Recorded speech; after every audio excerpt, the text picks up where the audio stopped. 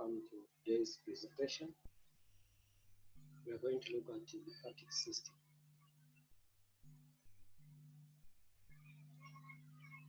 So, as you discover that this lymphatic system is closely linked to the cardiovascular system, in that it deals with the defense for the body. All body cells are bathed in tissue fluid consisting of the diffusible constituents of blood and waste materials from cells. Some tissue fluids return to the capillaries at their venous end, and the remainder diffuses through the more permeable walls of the lymph capillaries and become lymph.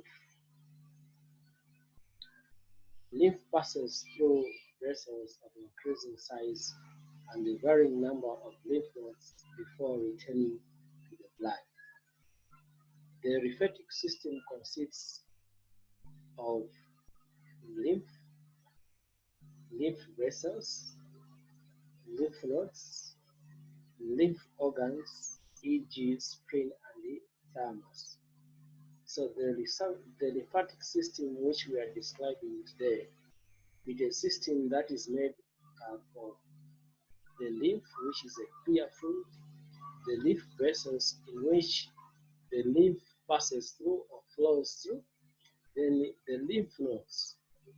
These are nodes which are found in various regions of the body, as well as the lymph organs, lymphatic organs, for example, the spleen and the thymus. So, as you can see here, there is a diagram which is showing some important structures which are involved with the lymphatic system. We have the right lymphatic duct, the right subclavian vein, we have the thymus gland, the thoracic duct, the cisternal chari, the intestinal nodes, the large intestines. We also have the palatine tonsils, submandibular nodes, the cervical nodes, the left internal jugular vein, the left subclavian vein, thoracic duct, axillary nodes, the spleen, Peyer's patches, small intestines, iliac nodes, inguinal nodes, as well as the red bone marrow, and the lymphatic vessels, which we'll come to know as we go into the detail of our discussion. Then the other diagram on the far end there, it is trying to show us that the area which is looking pinkish is area which is drained by the thoracic duct. So you may realize that if you have to look at this diagram, you are going to see that much of the body area, when it comes to the lymphatic system, it is being drained by the thoracic duct. Then the area that appears to be in red, it is the area of the body that is being drained by the lymphatic duct. So we have two major lymphatic vessels which plays a very big role in as far as drainage of lymphatic fluids is concerned. That is the thoracic duct and the lymphatic duct.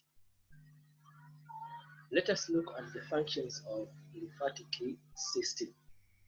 One of the functions of the lymphatic system includes tissue drainage.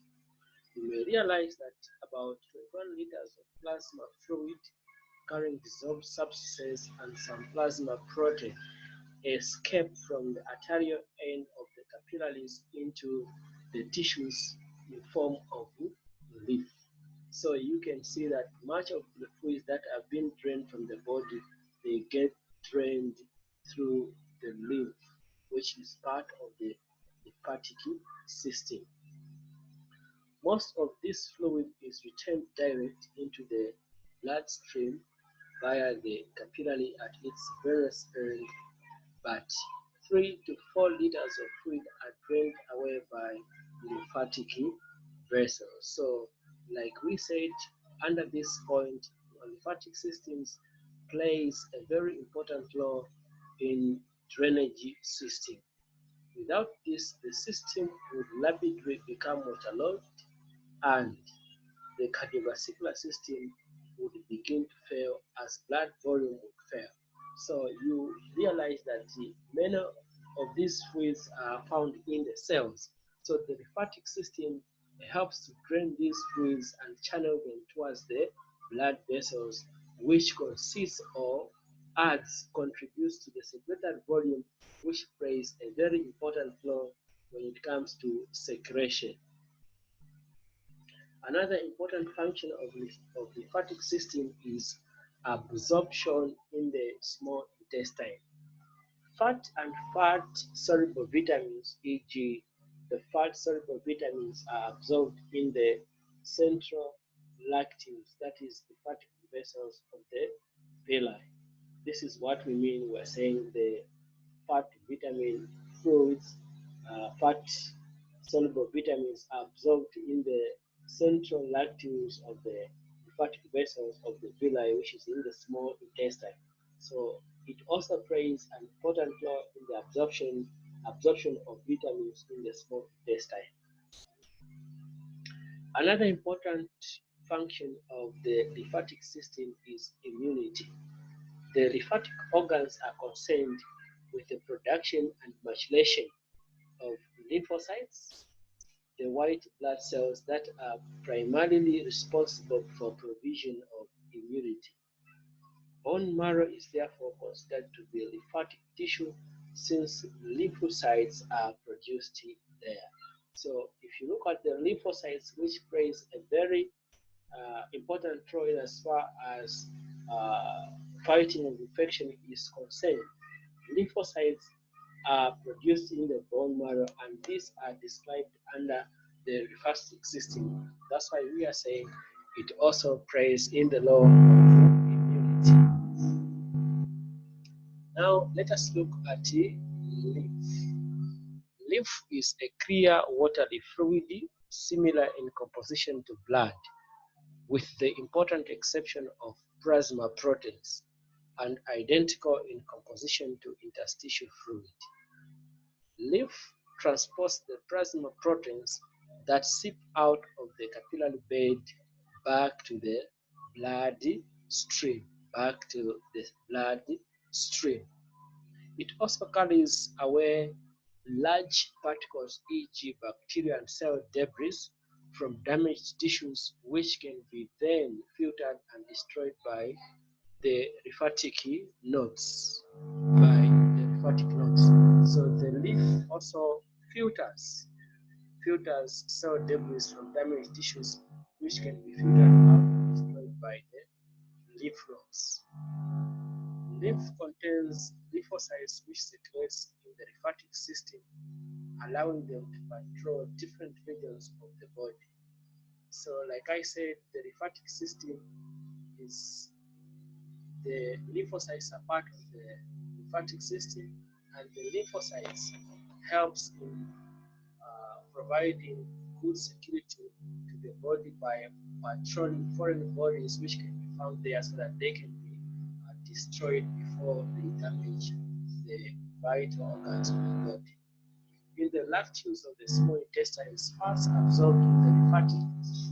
The lymphatics gives the leaf what we call a milk appearance structure. Let us look at the lymph vessels.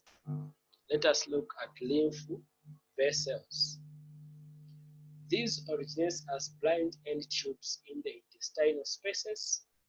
They have the small structures as blood capillaries, e.g., a single layer of endothelial cells, but their walls are more permeable to all interstitial fluids constituents, including proteins and cell debris. So we are saying in lymph capillaries, they originate as blind end tubes, and they are single layered endothelial cells, just like blood vessels, but they constitute more of proteins and cell debris. The tiny capillaries join up to form larger lymph vessels. So these small lymph capillaries, they join up to form the larger lymph vessels, which will later mention them as we go into detail of our discussion. All tissues of the body have a network of lymphatic vessels, with the exception of central nervous system, the bones, and the most superficial layers of the skin. All tissues of the body have a network of lymphatic vessels, with the exception of the central nervous system, the bones, and the most superficial layers of the skin. So saying most parts of the body, they have a network of lymphatic vessels. Why? They have to have this network of lymphatic vessels because they play a very important role in the provision of the immune system to the body. Larger lymph vessels. The wall of lymph vessels are about the same thickness as those of small veins and have the same layers of tissue, e.g. fibrous covering, a middle layer of smooth muscles, elastic tissue, and an inner lining of endothelium. So when you look at these layers that we've mentioned, they are the exact layers which are also found in the layers of the blood vessels. That's why I was explaining, say, they are much linked to the layers of the blood vessels. Lymph vessels have numerous cup-shaped valves which ensure that lymph flows in one direction only, i.e. towards the thoracic, towards the thoracic. Why? The thoracic is the area where we find the two biggest large vessels in the lymph nodes that helps to drain various fluids from various parts of the body. There are no pumps like the heart involved in onward movement of lymph, but the muscle tissue in the wall of the large lymph vessels has an intrinsic ability to contract rhythmically, what we call the lymphatic pump. What we call lymphatic pump helps in the movement of lymph fluid in one direction. In addition, any structure that periodically compresses the lymphatic vessels can also assist in the movement of lymph along the vessels, commonly including the contraction of adjacent muscles and the pulsation of large arteries. So we are saying the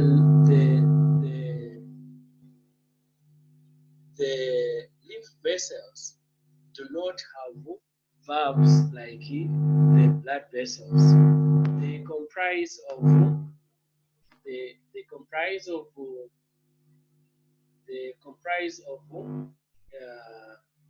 intrinsic ability to contract rhythmically, and the movement of this lymph fluid is also assisted with the contraction of muscles which are closer to these lymphatic networks, and also the pulsation of large arteries. They also assist in the movement of lymph fluid.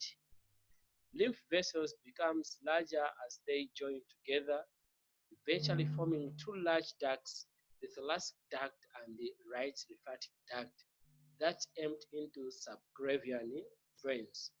This I've already explained on the diagram. So we also have a diagram here.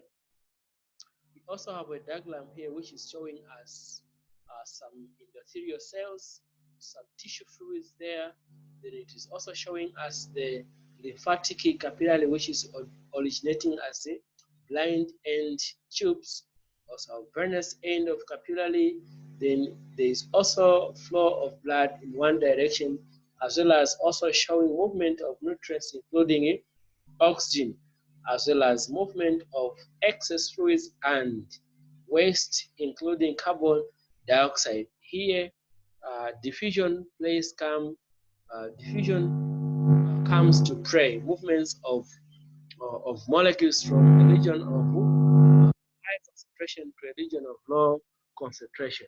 So where you have carbon dioxide, if you look at the if you look at the uh, if you look at the venous end there, we have blood which is less oxygenated, and when you take when you, this blood has been taken to the lungs, you're going to see that the lungs has high levels of oxygen which is coming from the atmosphere, and there will be diffusion of oxygen from a region of high concentration to a region of low concentration.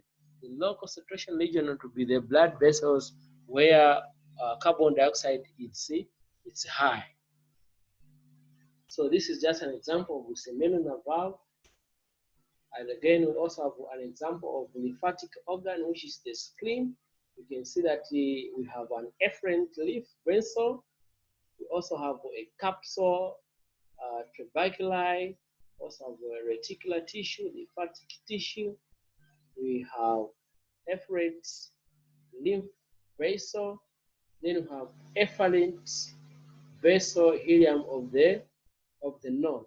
So the efferent lymph vessel brings the link to the spleen.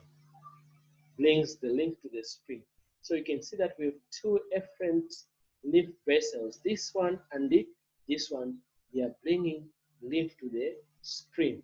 So when the spleen has been filled up with a lot of lymph, lymph is going to leave the spleen through the efferent lymph vessel at the ileum node. Let us look at the thoracic duct. This duct begins at the sestana cari, which is a dilated lymph channel situated in front of the bodies of the first two lumbar vertebrae. If you refer back to the vertebral column, where you have 7, 12, 5, 5. So you have 7 cervical vertebral columns, then you have 12 vertebral columns with 5 vertebral columns of the lumbar region, as well as 5 vertebral columns of the sacral region. So we're saying this thoracic duct is situated in front of the first two lumbar vertebrae. So the duct is about 40 centimeters long and opens into the left subclavian vein in the front of the neck. It drains lymph from both legs, the pelvic and abdominal cavities, the left half of the thoracic head and neck of the left arm. This explanation you can refer back to the diagram that I've shown you earlier on, so that you can understand what we are describing here. Then the right lymphatic duct, this is dilated lymph vessel about 1 centimeter long. It lies in the root of the neck and opens into the right subclavian veins. It drains lymph from the right half of the thoracic head, neck, and the right arm. So if you just look at the thoracic, which comprises of the chest, but we're saying right half of the thoracic, meaning the right side of your chest, the head, neck, and the right arm. All of these have been drained by the right lymphatic duct. If you're not clear with this, you can still go back to the diagram, which is going to show the shaded region which is being drained by right lymphatic duct. Let us look at lymphatic organs and tissue. Let us look at the lymphatic organs and tissue. Don't make noise. We have the lymph nodes. Lymph nodes are oval or bean-shaped organs that lie often in groups along the lymph vessels. The lymph drains through a number of nodes, usually 8 to 10, before returning to the venous secretion. So we are saying whatever the lymph nodes they are able to drain, whatever the lymphatic system drains, it actually drains them into the venous of the body, the venous of the body. These nodes vary considerably in size. These nodes vary considerably in size. They vary considerably in size. Some as small as a pin, as a pinhead, and the largest are about the size of an almond. Size of an almond. Structures of lymph nodes. We continue. Lymph nodes have an outer capsule of fibrous tissue which dips down into the node substance, forming the particular or tubercular. The main substance of the nodes consists of the reticular and lymphatic tissue containing many lymphocytes and the macrophages. So in this reticular tuberculi, we find a lot of lymphocytes and macrophages. And macrophages are used for engulfing of foreign bodies so that they don't harm the cells of the body. As many as 4 or 5 efferent lymph vessels may enter a lymph node, while one efferent vessel carries away from the node. This was explained clearly on the diagram on one of the diagram of the lymphatic organs of the screen, where I was showing you some lymphatic efferent vessels which were entering the spleen. The larger numbers of lymph nodes situated in the strategic positions throughout the body are arranged in deep and superficial groups. This they play a role in detecting infection that has entered the body. Lymph from the head and neck passes through deep and superficial cervical nodes. Passes through the deep superficial cervical nodes. So here is a diagram which is showing some hospital nodes. There's some submandibular nodes, deep cervical nodes, then we also have superficial cervical nodes. So if you look at these superficial lymphatic nodes, these are the ones that plays an important role when someone has an infection which is involving this region. You find that they'll be stimulated, and the lymph nodes they will become large. Lymph from the upper limbs passes through the nodes situated in the elbow region, then through the deep and superficial axillary nodes. We have the nodes in the axillary node, in the axillary here. Lymph from organs and tissue in the thoracic cavity drains through groups of nodes that are situated close to the mediastinum, large airways, esophagus, and chest walls. Most of the lymph from the breast passes through the axillary nodes. So you find that the axillary nodes, they cover quite a large area of the body. Lymph from the pelvic and abdominal cavities passes through many lymph nodes before entering the sustainer channel. The abdominal and pelvic nodes are situated mainly in association with the blood vessels supplying the organs and close to the main arteries, i.e. the aorta and the external and internal iliac arteries. So the internal and the external iliac arteries, these are the main arteries that supply the pelvic region. The lymph from the lower limbs drain through deep and superficial nodes, including groups of nodes behind the knee and in the groin called the inguinal nodes, the nodes which actually gets larger when you injure yourselves in one of the limbs and you start limping. Functions of lymph nodes. One of the functions of lymph nodes is filtering and the phagocytosis.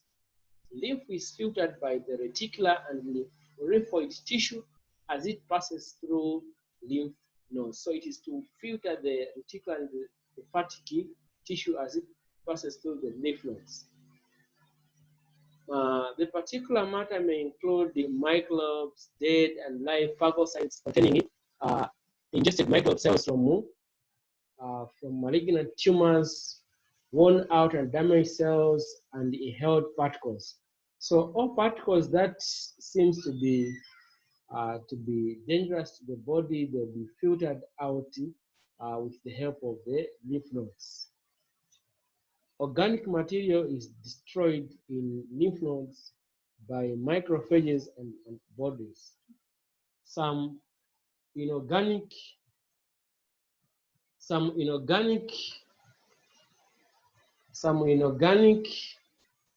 inhaled particles can be destroyed by phagocytosis process.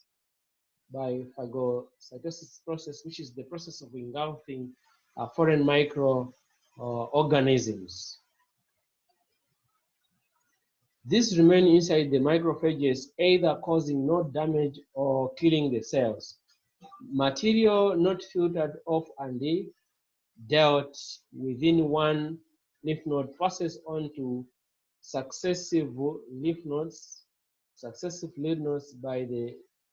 By the time lymph enters the blood, it has usually been cleared off and the cell debris.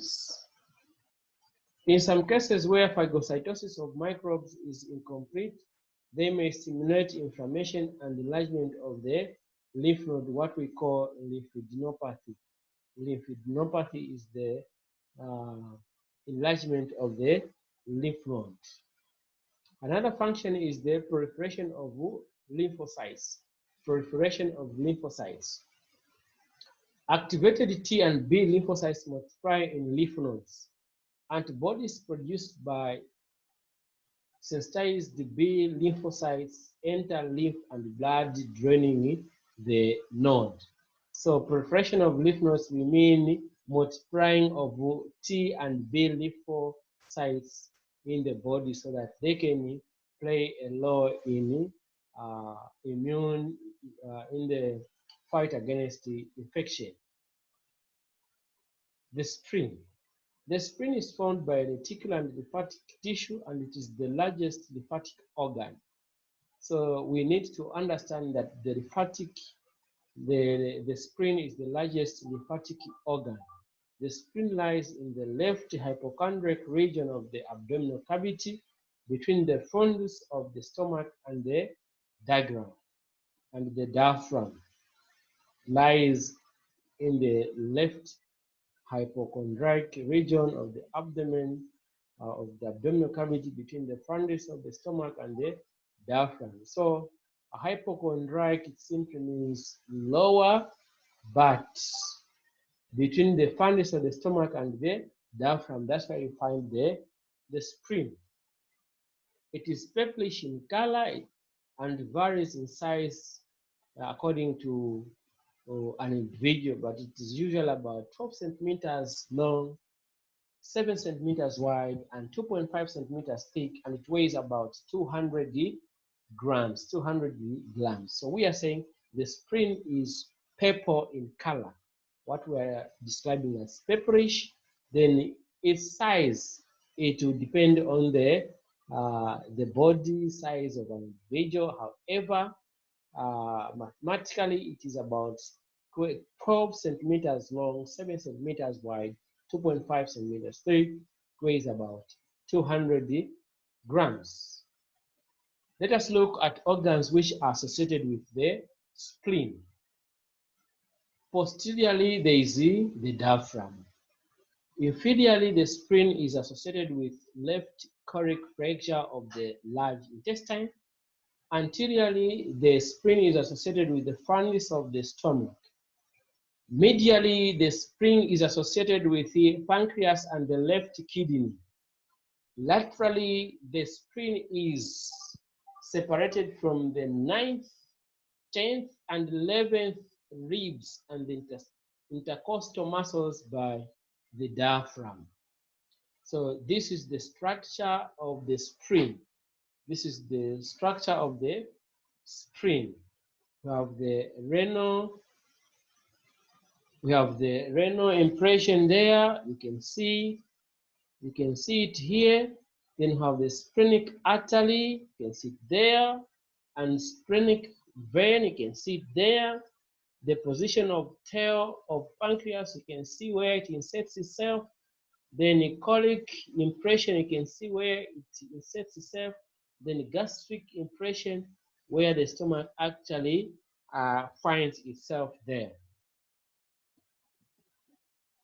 So this is a close section of the spleen. It has been cut off and it is now showing us there. You can see that there is a splenic pulp, then there's trabeculi, also have the capsule, we have the splenic vein and artery, as well as lymph vessel, Then structure of the spleen. Let us look at the structure of the spleen. So the spleen is slight oval in shape with the helium on the lower medial border. We're just describing how the spleen looks like. The anterior surface is covered with peritoneum. It is enclosed in a fibroblastic capsule that dips into the organ-forming trabeculi. The cellular material consisting of lymphocytes and macrophages is called splenic pulp. You need to know this and have to pay very much attention to it. I'm saying the cellular material consisting of lymphocytes and macrophages is called splenic pulp, and it's a very good one-word question for you. It lies between the trabeculi. We also have a red purple is the part which is suffused with blood, and white pulp consists of areas of lymphatic tissue where there are sleeves of lymphocytes and macrophages around blood vessels. The structures entering and leaving the spleen at the helium are, we have the splenic artery, a branch of the choric artery. We also have splenic vein, a branch of the portal vein. We also have lymph vessel, efferent only and names. So the helium of the spleen, we're describing the area with a depression. So that depression area is what we call a helium, and along there, along that area, you are going to find that there is a splenic artery, which is a branch of choric artery. There is also a splenic vein, which is a branch of portal vein. Then there is a lymph vessel, which is the efferent only. It is leaving, it is draining from the spleen, and also the veins. Blood passing through the spleen flows in sinuses, which have distinct pores between the endothelial cells, allowing it to come into close association with the splenic pulp.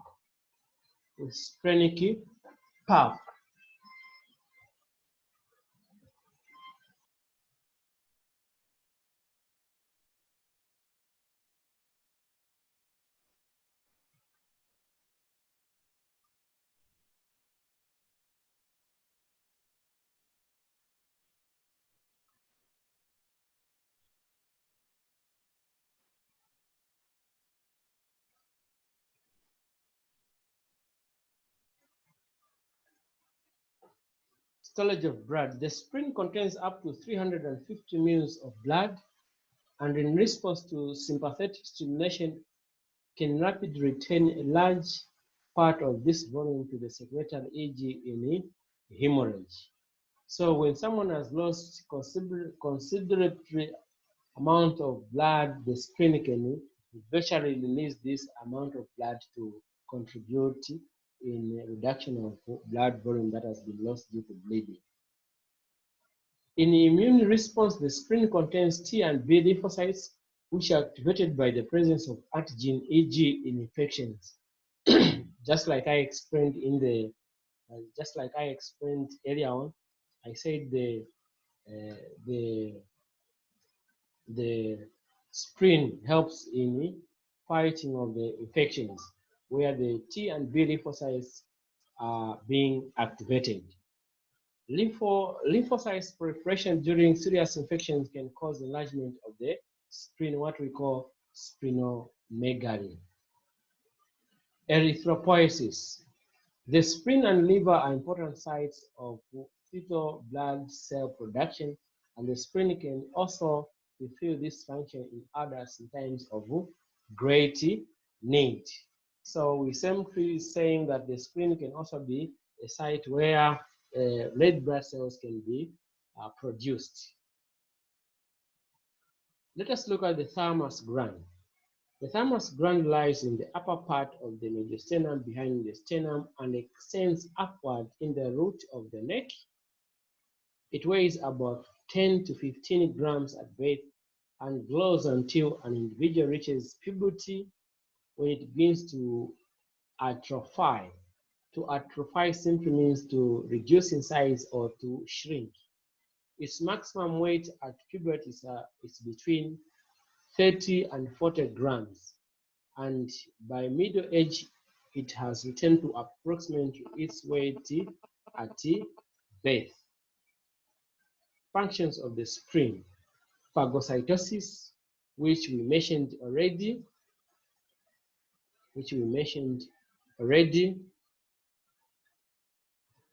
as described previously.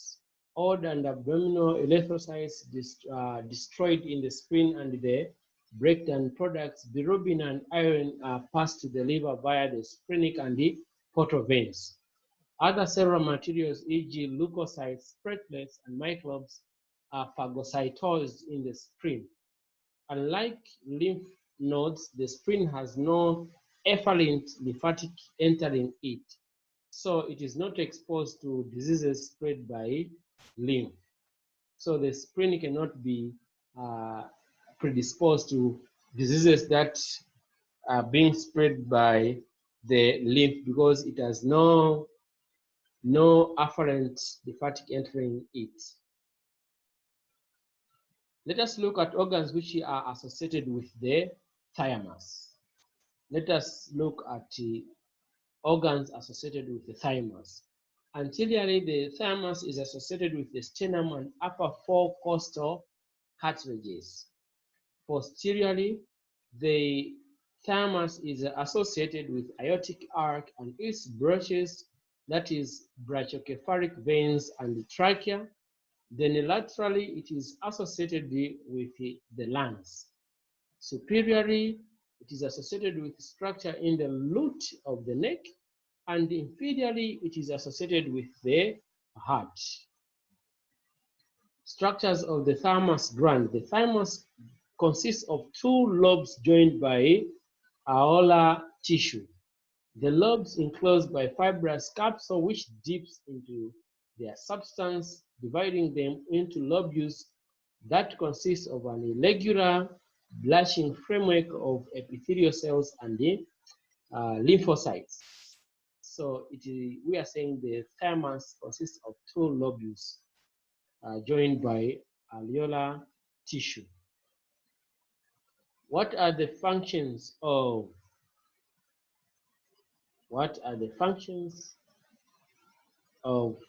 the thymus gland? Lymphocytes originate from pluripotent stem cell in red bone marrow. Those that entering the thymus develop into activated T lymphocytes. So, like I said in the beginning, the lymphocytes are produced in the stem cell. So those lymphocytes which passes through the thymus gland, they get the surname of T lymphocytes, of which this T lymphocytes is standing for the thymus gland, meaning that they pass through the thymus gland.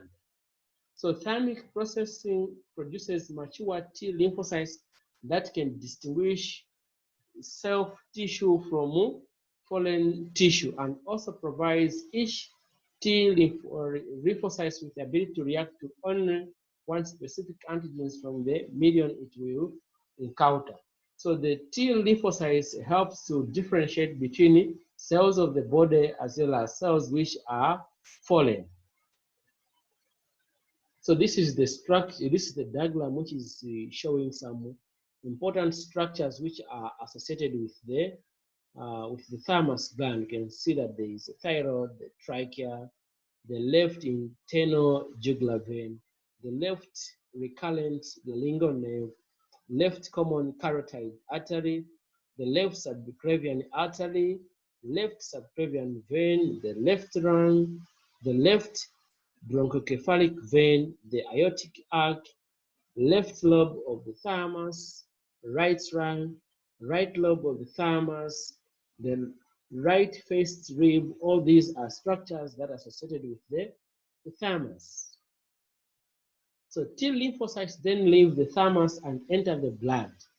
Some enter lymphoid tissue and others circulate in the bloodstream. So these tissue eventually, these T lymphocytes eventually they leave the thymus gland and enter the blood and the T lymphocytes so that they can play their role in the fight against the infections. T lymphocytes production, although most prolific in youth, continues probably throughout life from a resident population of thymic stem cells. The production of these lymphocytes, they reach peak when someone is still at youth. The maturation of the thymus and other lymphoid tissue is stimulated by the thymosin, a hormone secreted by epithelial cells that form the framework of the thymus gland.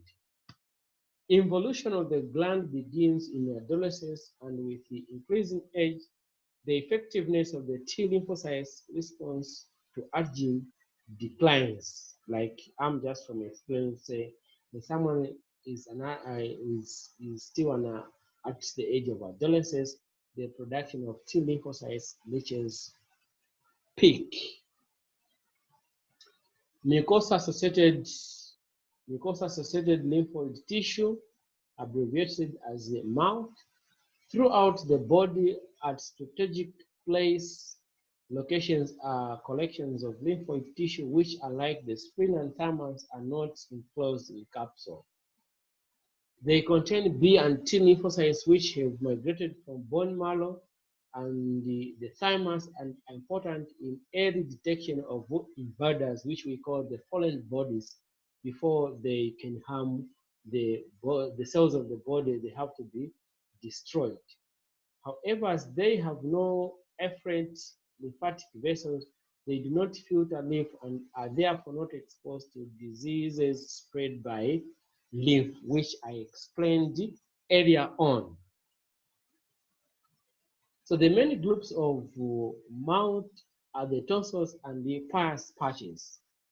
Tonsils, these are located in the mouth and the throat and will therefore destroy swallowed and healthy antigens. They will destroy swallowed and healthy antigen. Pars patches, these large collection of lymphoid tissues are found in the small intestines and they intercept swallowed antigens. So they continue to destroy swallowed antigen. So unless we have questions, otherwise we've come to the end of our today's presentation. I thank you so much for paying attention.